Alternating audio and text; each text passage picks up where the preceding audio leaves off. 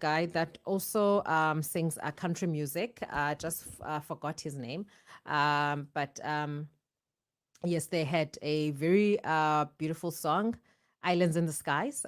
Just forgot the Kenny Rogers. Kenny Rogers, yes. So she did a duet with Kenny Rogers. So "I Will Always Love You" was an original by her, and then Whitney Houston, did a rendition of that song in her own way for the motion picture of The Bodyguard, and it was one of the songs that she sang on The Bodyguard, "I Will Always Love You," which was more of the number one soundtrack for that particular movie. And yes, so, and the All for One, I think the last time I saw All for One, it was on the who's this guy who's a producer? I don't know. I always Kevin Foster. Yes, David Foster. Sorry, David Foster. He was having like live performances of all the songs that he has produced, and All for One was one of the groups that he produced for. So that's the last time I saw them performing. Obviously, once people are no longer in the public eye, they either have those tours that they do overseas that we don't get to see. And obviously, if you go to YouTube, you will come across those, performances. I remember I was going through, some Instagram, and I came across a page of another singer who was produced by Missy Elliott. I'm not sure how many albums she had, but her name is Tweet. She also still does live performances, and also like the likes of Shantae Moore. She also does live performances as well from time to time. So they don't really stay away from the spotlight, but they dabble between behind the scenes and having live performances around their country. And I did mention that I was going to delve into some of the deaths that happened, or people that had passed away during the course of the week. So the infamous Mr. O.J. Simpson passed away this week. I think it was on Friday, the 12th of April. So if you don't know who O.J. Simpson is, he was an NFL Hall of Famer whose 1995 acquittal in the so-called trial of the century for the brutal murders of his ex-wife and a male friend crippled the world. Has died. This was announced by his family on Thursday. Okay. I stand corrected. It was on Thursday, not Friday. He was 76, and Simpson had reportedly been battling prostate cancer for some time. If you know the trial of the century, so basically, him being an athlete, he was a bowler. He was in the NFL, which is the National Football League, which is big in the States. Uh, and he also gained more fame when he dived into acting and commercials. And so basically in 1995 or in 1994, he was accused of killing his then ex-wife with a male friend whom was labeled as her lover. And so that trial he had a very strong legal team. It was Danny Cochran, the famous Danny Cochran, and it was Mr. Kardashian, Robert Kardashian, who is the father to the Kardashians, your Khloe, Kim, and Khloe and Robert Jr. Kardashian. So that's how the Kardashian name became famous, in the first place. It was the two, law giants that were his defense attorney, and they worked tirelessly, and eventually he was acquitted, and it was basically like the way there was so much media focus on that trial. It was, I mean, I didn't even know what NFL was at the time. Obviously, I had known that, not like necessarily NFL, but I didn't know who OJ Simpson was, and I knew that there was a league called NFL besides the NBA. And, back in the days, we didn't have like internet as such. It was only certain people that had access to the internet. It was not as famous as, as it is now. And remember, also cell phones had just come into the market, and it was only certain individuals that had cell phones in 1995. So most of the time, you would have to go to, if you had a decoder at home, which is it was Mnet then, and it had just been renamed, like DSTV had just been, had just come aboard. Obviously, it was part of Mnet, but it was being broadcast all over Africa. And so if you had a decoder at home, then you would have access to your CNNs and your Sky network, channels. So obviously, even SABC, like prime time, they would cover, well, have updates on how that trial was going.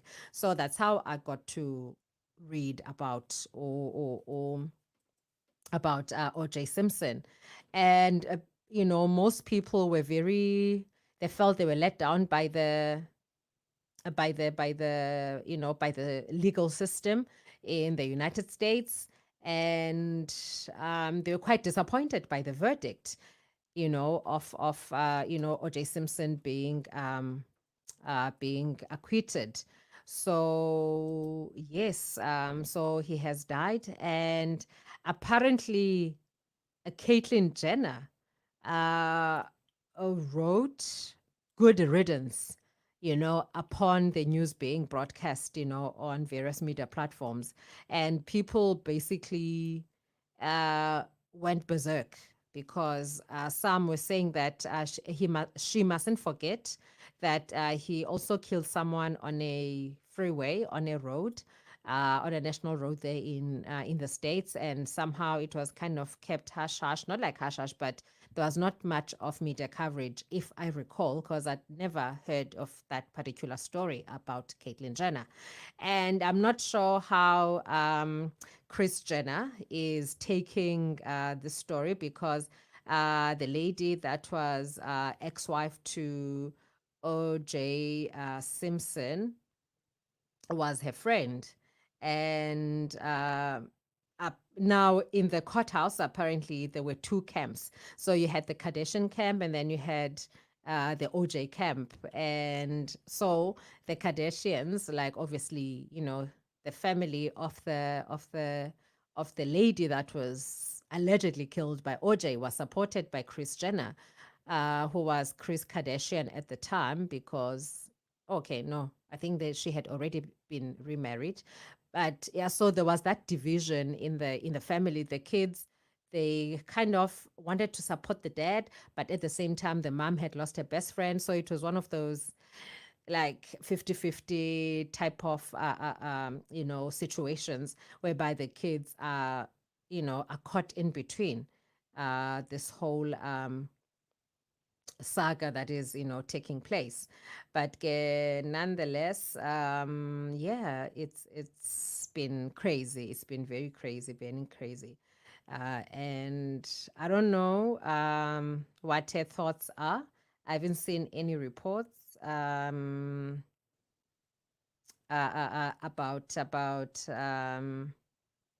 how she feels about the departure or the death of Audrey Simpson.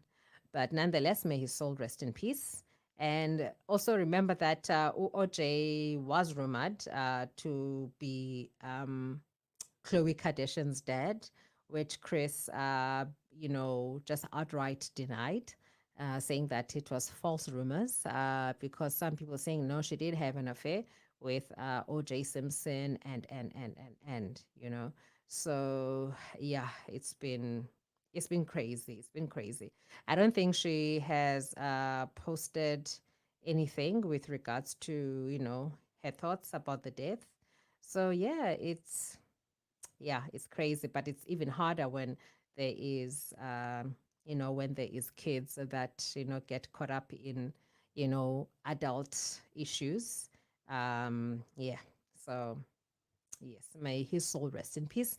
And obviously the NFL fraternity, obviously they will have, a thing to say, because at the time when he was an NFL player, many younger black kids that were, starting off in the NFL, looked up to him.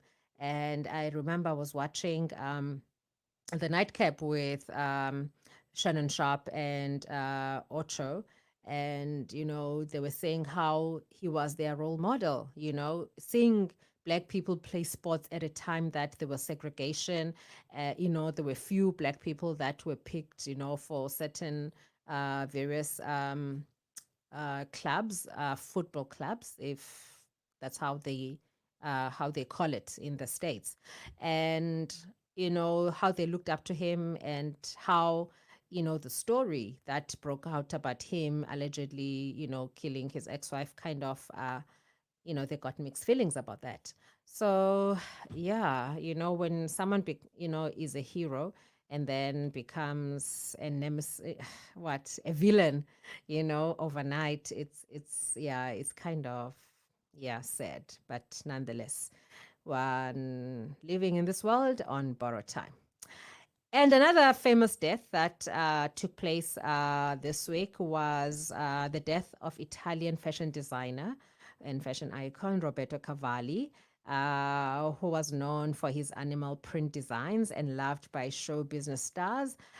He died at the age of 83. So Cavalli founded his label in the early 70s and had been ill for some time. He's survived by his 6 children and his partner Sandra. Yeah. So may his soul rest in peace. I must say, I used to, I used to love his dresses. Oh, I remember the one dress that was, I think, the first time I saw a dress by him. Um, it was a dress worn by Victoria Beckham. It was a canary yellow dress. It was like a cutout dress. And then I remember I had to go and attend a friend's wedding in PE that particular year. And then there was a lady that used to make, garments for me. Like if I had to go a to an event, I used to ask this lady to, to make something similar. Obviously, it won't be 100% the same, but she would, like, really, really, really, like, come out with a proper replica of that particular dress. So I really loved that dress. And I, at some point, used to make when it comes to those like bright florary animal print, like bold prints, I used to mix them up between Versace and Cavalli, because they were kind of, to a certain extent, borderline similar. But obviously, Cavalli had like his own signature as opposed to Versace. And so there was so I'm just going through. So he died at his home in Florence, in Italy. And so he had expanded into real estate and often spent evenings in his popular Just Cavalli Cafe, a nightclub in the central of Milan. Wow. So this guy basically lived his life. I know that I think he rented out his boat. I think it was to Beyonce or Jay-Z, but one of the two at some point. Yes, he had like those super yachts. And yeah, so there's like contributions from fellow, designers and models. Giorgio Armani said he always had enormous respect for Cavalli, even though his vision of fashion could not have been more different. And then who else? Oh, and Cindy Crawford, who is a former supermodel, says Cavalli will be missed and he'll be loved by so many. Yeah, so this guy, yeah. So it was like, a bit of a sad week in the, fashion fraternity. And yeah, that's, yeah, some of the entertainment news. And I had promised I'm gonna be playing some songs. And yes, so Yeah, you better tune in and listen to our show Stay Real every Sunday from 3 to 6. My name is Sipokazi Dlabantu, and I'm usually with my partner in radio, Ulester, and unfortunately he's not here today. However, he is going to be back next week and be joining me, and we shall have a guest. Yes, we are going to have a guest. But for now, I'm going to play another triple play as we go into the top of the hour, 5 o'clock. And then from 5 o'clock, it's just going to be music, some, news here and there, entertainment news here and there. And yes, up until, the top of the hour, 6 o'clock, where I'll be handing over to the next show. But for now, let's go into another triple play or maybe a four play. Yeah, why not? Yeah, I think let's do that. Let's do that. Let's do that. Yes. Sundays are for music and for relaxing.